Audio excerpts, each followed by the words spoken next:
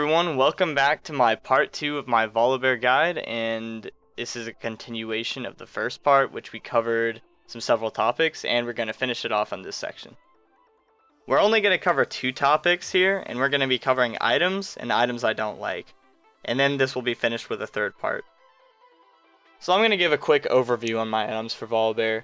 I say Volibear has a really specific set of items that make him a bigger threat every time you complete an item. My first concern for all Volibear players is that they don't build any AD items, except if it's Blade of the Ruined King. Building AD items on Volibear is just not worth it, because a lot of his damage comes from attack speed, and attack speed helps a lot because of his ultimate. So now that we're through with that, let's just talk about his starting items. So what I like to start on Volibear ranges from 3 things. I like to start Boots 4 potions, Cloth Armor 5 potions, or Crystalline Flask a potion and a ward. All of these are pretty standard, and I'd say only going with Cloth 5 if you're facing a very AD heavy top lane like Fiora or Renekton, and the only time you should start Boots 4 potions is if you're facing someone who's ranged. Most of the time, I'd say go with Crystalline Flask. Your first back objectives should always be 2 Doran's Blades or a Giant's Belt. These really help out because Giant's Belt builds into all items you need like Sunfire Cape or Randuin's, and the Doran's Blade help because of your W with its stacking attack speed. It helps you get off that damage a lot quicker. As far as boots go, you might want to be choosing between Mercury Treads or Ninja Tabai, and it should generally be pretty easy to make that decision. If the enemy team is AD heavy, go Tabai. If the enemy team is CC/AP heavy, go Mercury Treads.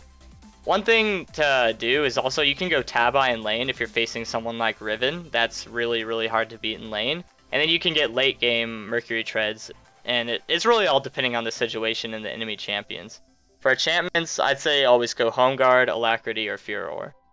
Furor is for sticking power, but Home Guard lets you get into the team fights faster, especially if you're getting pushed on.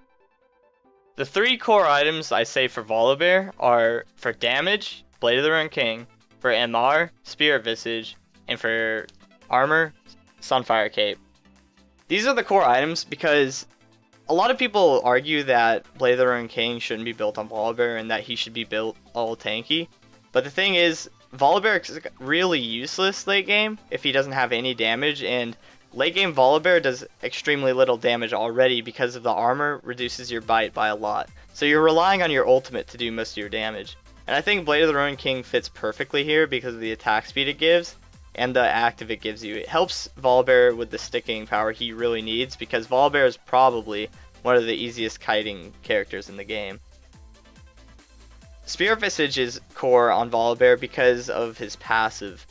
While Volibear is already vulnerable to a lot of things when he's low health, the effective, or at least to ignite, the effectiveness of Spirit Visage is really helpful because it helps your passive, and when your passive is really strong, you become a kind of Mundo 2.0, except without a gigantic duration of the heal. And come to think of it, when I look at other MR items, there's nothing that would be better than Spirit Visage. So, in my opinion, Sunfire Cape is an absolute must every single game, because Sunfire Cape has recently come to popularity with almost every single tank in the game because it's really cheap for its effectiveness. It does a decent amount of damage, even though it might not seem like it. It gives a good amount of armor, and the HP helps your bite out. So, like I said before, Giant Spell being one of your core items to rush, Giant Spell is also really good because it can build into your primary item as well as helping your bite out for damage.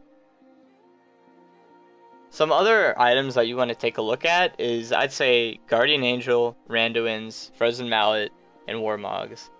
All of these items are pretty tanky and they will help your endgame out a lot. And in general, when you think about Volibear's items, the main thing you're going for is tankiness. And you don't want to go too much damage because Volibear, when he builds damage, as we already know, he gets kited very easily.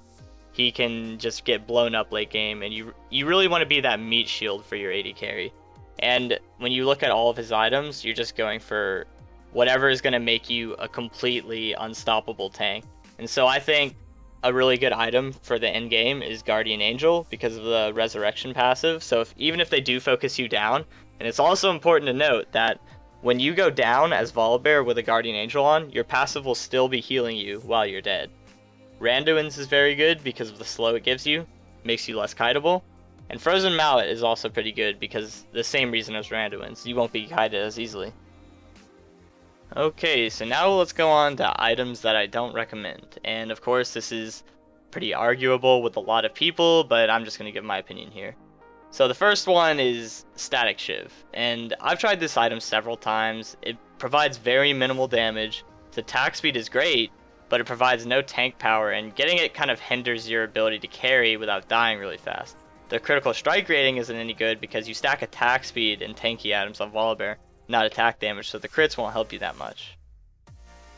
Another item that's like Static Shiv is Zephyr. It's almost the same deal as Static Shiv. It's just not worth the cost, and it doesn't give any tanky aspects except for the tenacity, and you might already have Mercury Treads anyway. It doesn't provide a lot of damage, and it's just another item that isn't really a carry item for Volibear. An item a lot of people agree with is Rylai's Crystal Scepter.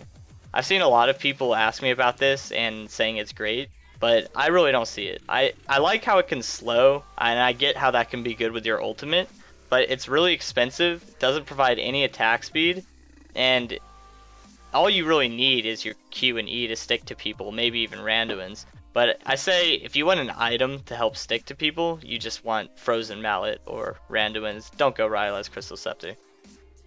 And the last item I don't recommend is Guinzu's Rage Blade. I mean, it's okay. It's really good for DPS. It's pretty cheap, but it doesn't provide him with the carrying that Blade of the Ruined King does.